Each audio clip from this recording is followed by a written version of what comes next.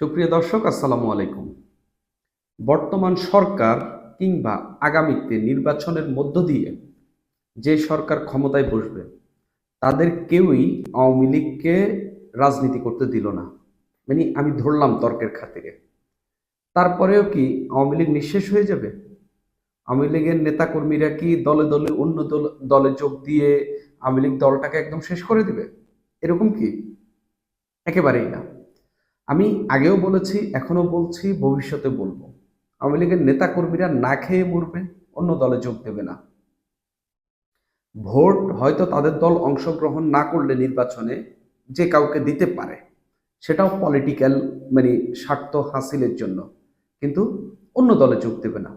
এলাকার দুই একজন মানে থাকে যারা হচ্ছে বিএনপি এলে বিএনপি, ওই আওয়ামী লীগ এলে আওয়ামী লীগের থাকে, তারপরে মাঝে মাঝে জামাতের হয়, মাঝে মাঝে মানে অমুকের হয় তমুকের হয়, এগুলা কিছু থাকবে, মানে দোয়াশলা প্রকৃতির এগুলা থাকবে। এগুলার কেউ কখনো নেতা হিসেবে মানে মানেও না, গণেও না। তো কিছু মানে একদম ত্যাগী নেতা যারা, তারা কি কখনো আওয়ামী লীগে বা বিএনপিতে কিংবা এনসিপির মতো নতুন দল যাদের হাতে যাদের নেতৃত্বে এই তাদেরই পতন হয়েছে, সেই দলে কি যোগ দেবে? একেবারেই না। তো এই জায়গায় হচ্ছে বড় একটি প্রশ্ন, যে আওয়ামী লীগের নেতারা কি হচ্ছে এই এনসিপিতে যোগ দেবে কিনা, অর্থাৎ এই সার্জিস আলম, হাসনাত আবদুল্লাহ, নাহিদ ইসলাম, তারপরে আক্তার হোসেনের এই দলটিতে যোগ দেবে কিনা। এটা নিয়ে একটা বক্তব্যই দিয়েছে হচ্ছে এনসিপির সদস্য সচিব আক্তার হোসেন। তিনি বলছেন নাকি মানে আওয়ামী লীগের নেতাদেরকে তার দলে নেবে না। তো নেবে না ভাই, আপনার দলে যোগ দিতে গেল কে? আপনি কি এরকম কোনো তথ্য এখন পর্যন্ত পেয়েছেন? বা কতজন যোগ দিতে গিয়েছে আপনি এরকম পেয়েছেন? আওয়ামী লীগকে আপনার দরকার নাকি আপনার আওয়ামী লীগকে দরকার? এই প্রশ্নের জবাব আছে আপনার কাছে? আপনার ভোট কত শতাংশ আছে? আওয়ামী লীগ যদি আগামী 2 বছর পর আবারও পতন হয় বা আরো একবারও যদি পতন হয়, তাও আওয়ামী লীগের কম করে 20% ভোট আছে। আপনি কত বছর রাজনীতি করলে আক্তার হোসেনের দলের ভোটার সংখ্যা 20%-এ পৌঁছাবে? কত বছর রাজনীতি করলে আদৌ পৌঁছাবে কিনা, নাকি তারা সেই পর্যন্ত টিকে থাকবে কিনা, এটাই তো বড় প্রশ্ন। একটু দেখি আক্তার হোসেন মানে কি বললেন। আক্তার হোসেন হচ্ছে জাতীয় নাগরিক পার্টির সদস্য সচিব। তিনি বললেন, বাংলাদেশ আওয়ামী লীগের যে গণহত্যা ও মানবতা বিরোধী অপরাধ চালিয়ে দিয়েছে, তাতে করে কোনোভাবেই এই দলের পুনর্বাসনকে তারা মেনে নেবেন না। মানে পুনর্বাসনকে মেনে নেবেন না। আওয়ামী লীগের যদি কেউ অনুপ্রবেশের চেষ্টা করেন, তাদের আইনের কাছে সোপর্দ করার কথাও বলেন আক্তার। তিনি বলেন, জাতীয় নাগরিক পার্টির কোনো প্রোগ্রামে কোনোভাবেই যদি আওয়ামী লীগের কেউ যুক্ত হওয়ার মতো সাহস দেখান, আমরা তাদের প্রতিহত করব, আমরা তাদের আইনের কাছে সোপর্দ করব। আমরা মনে করি যারা বাংলাদেশে ফ্যাসিবাদ চাপিয়ে দিয়েছেন, তারা কোনোভাবে বাংলাদেশের রাজনীতি করার অধিকার রাখেন না। এই যে তিনি বলেছেন বাংলাদেশে রাজনীতি করার অধিকার রাখেন না, এ কথাও ভুল। অধিকার কিভাবে নির্ধারিত হয়? যখন তিনি এই দেশের নাগরিক থাকবেন, নাগরিকত্বের মধ্য দিয়ে তার সাংবিধানিক অধিকারগুলো অ্যাক্টিভেট হয়ে যাবে। তাহলে অধিকার কি আক্তার হোসেন আওয়ামী লীগের নেতাদেরকে দেবে, নাকি বাংলাদেশের যে এক্সিস্টিং সংবিধান রয়েছে, বাংলাদেশের যে কাঠামো রয়েছে, সেই কাঠামো বাংলাদেশের যে জনগণ রয়েছে তারা দেবে? কে দেবে? নাকি নাই এই আক্তার হোসেন তাদেরকে অধিকার দেবে? যদি আওয়ামী লীগকে নিষিদ্ধ করত, তাদেরকে হচ্ছে একটি সন্ত্রাসী দল, সন্ত্রাসী সংগঠন বা যাই বলে টলে হচ্ছে, বা সন্ত্রাস বিরোধী আইন যেভাবেই হোক যদি নিষিদ্ধ করতো, তাও তারা হচ্ছে এই কথাগুলো বলতে পারতো। আওয়ামী লীগকে নিষিদ্ধও করেনি, আওয়ামী লীগকে বাংলাদেশের মানুষ বাতিলও করে দেয়নি। এখন নির্বাচন দিয়ে দেখেন, জাস্ট রেজাল্ট দেখলেই অবাক হয়ে যাবেন বাংলাদেশের মানুষকে আজ পর্যন্ত আওয়ামী লীগকে বাতিল করে দিয়েছে কিনা। আমি আওয়ামী লীগের পক্ষের লোক না, কিংবা আওয়ামী লীগের দালালও না, কিন্তু বিষয়টা হচ্ছে কি, আপনারা যখন এরকম কথা বলেন, আপনারাই নিজেদেরকে নিজেরা বিতর্কিত করে ফেলেন। আপনাদের কাছে আমাদের আশা আকাঙ্ক্ষাটা এতটাই তীব্র ছিল যে হচ্ছে সেটা এখন ধীরে ধীরে আপনারা ভিন্ন দিকে মানে নিয়ে যাচ্ছেন। মনে হচ্ছে যে আসলে আপনাদের উপর আশা করাটাই, এই দেশের যারা আশা করেছিল তারাই বড় একটি ভুল করেছে, এরকমই এখন আপনাদের কথাবার্তায় অন্তত সেই সব মনে হচ্ছে। আক্তার হোসেন বললেন যে হচ্ছে এনসিপির কোনো প্রোগ্রামে, আচ্ছা, দল পাল্টায় কারা? যারা এলাকায় আধিপত্য বিস্তার করে, এরকম একবারে সব দলেই আছে। বিএনপি এলে বিএনপির, আওয়ামী লীগ এলে আওয়ামী লীগের, জামাত সুবিধাজনক অবস্থানে থাকলে জামাতের তারা, জাতীয় পার্টি সুবিধাজনক অবস্থানে থাকলে জাতীয় পার্টি। এলাকায় যারা চেয়ারম্যান মেম্বার হয়েছে এরা সম্পূর্ণ দোয়াসলা প্রকৃতির। কারণ এগো ভোট লাগবে, এদের টিকে থাকতে হবে, এদের লোকজন লাগবে এলাকায় মারামারি পান্ডামি গুন্ডামি করার জন্য। এরা দল পাল্টায়, এরা মানে দল পাল্টায় কি একবার এদিকে যায় একবার ওইদিকে যায়। হ্যাঁ, কিন্তু এলাকার একটা ত্যাগী নেতা যে আওয়ামী লীগের সেক্রেটারি সভাপতি, সে কি এনসিপিতে যাওয়ার জন্য হচ্ছে কোনো তাগাদা দিয়েছে, বা এনসিপিতে বা হচ্ছে বিএনপিতে বা হচ্ছে জাতীয় পার্টিতে যোগ দেওয়ার জন্য কোনো ইচ্ছা আকাঙ্ক্ষা পোষণ করেছে? এরকম তথ্য প্রমাণ কি আক্তার হোসেন দিতে পারবে? সম্পূর্ণ মানে তার এই বক্তব্যটা নিয়ে আসলে আলোচনা করার মতো কিছু না।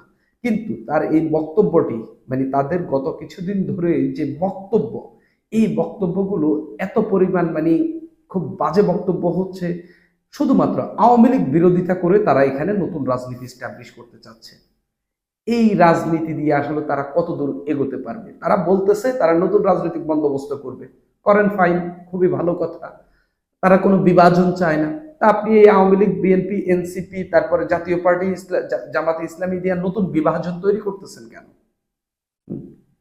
একটা দল যার শুরুই হচ্ছে একটা দলের বিরোধিতার মধ্য দিয়ে, যার দলের নেতাদের, তরুণ নেতা যাদের মুখের ফেনাই সারাদিন বের হয়ে যাচ্ছে একটি দলের বিরোধিতার মধ্য দিয়ে, তারা মাঝে মধ্যে বিএনপিরও বিরোধিতা করে। তো এই বিরোধিতা করে আপনারা কত দূর যাবেন? আজ পর্যন্ত আপনাদের দল গঠন হয়েছে কত? ফেব্রুয়ারির লাস্টের দিন, মার্চ গেল, এপ্রিল শুরু হয়ে গেল, কত এক মাসের বেশি সময় গেল। আপনারা আজ পর্যন্ত ক্লিয়ার কোন ভিশন বাংলাদেশের মানুষকে দেখাইতে পারছেন? কি বোঝাতে পারছেন যে আপনাদের এই দলটা আগামী সংসদ নির্বাচনে একটা বাজিমাত করতে পারবে? বাংলাদেশের মানুষকে আজ পর্যন্ত কি এটা বোঝাতে পেরেছেন? বা তাদের কাছে কোনো ক্লিয়ার ম্যান্ডেট নিয়ে আজ পর্যন্ত যেতে পেরেছেন? দল হয়ে গেল আজকে এক মাস।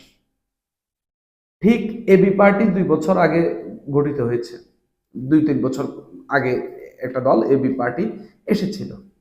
ওই এবি পার্টির ঠিক যে অবস্থায় পড়ে আছে, আপনারা নতুন রাজনৈতিক বন্দোবস্ত মুখের কথা কইয়া যা করতেছেন, ঠিক একই অবস্থা আপনাদের। তাহলে সারাদিন মুখে আওয়ামী লীগ বিরোধিতা, আওয়ামী লীগ বিরোধিতা, বিএনপি বিরোধিতা, বিএনপি বিরোধিতা, এইসব করে কি আপনারা সংসদের মানে আসনে জয়লাভ করবেন? আদৌ ভোট পাবেন কিনা সেটাই এখন বড় প্রশ্ন। কিন্তু এই বিরোধিতা করে আসলে আপনারা কত দূর এগোবেন? শত্রু তো আপনারা সবার হয়ে গেছেন। এখন আপনারা বলতে পারেন আমরা তো প্রাণ আগেই দিয়ে দিয়েছি, এখন বোনাস লাইফ এনজয় করতেছি। তো তাহলে দল গঠন করলেন কেন? মানুষদেরকে নতুন করে স্বপ্ন দেখাচ্ছেন কেন?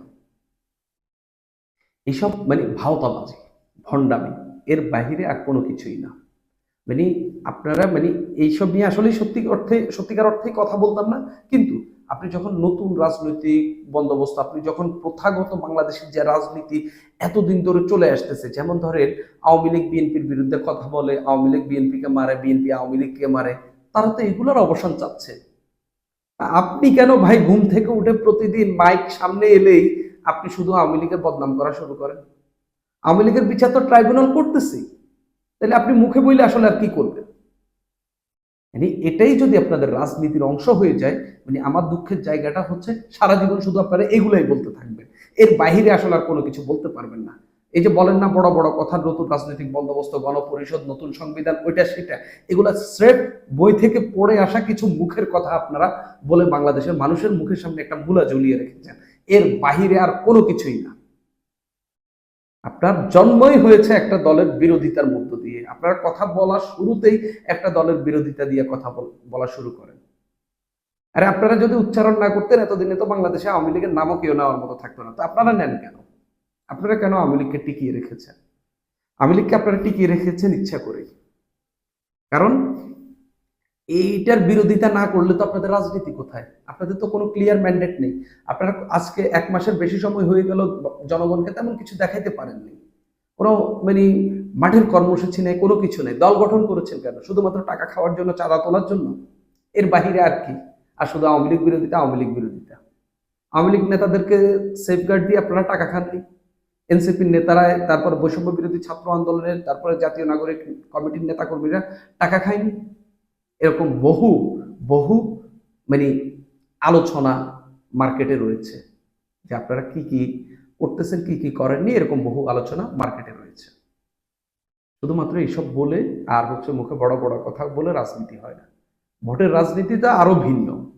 আপনারা কত দূর মানে আগাবেন, এর চেয়ে বড় কথা হচ্ছে আমি একটা সময় আপনাদের উপর আশা করেছিলাম, এখন হতাশ। এটাই, এই জন্য আমি আজকে দুইটা কথা আপনাদেরকে নিয়ে বললাম। সুপ্রিয় দর্শক, আজ এই পর্যন্ত।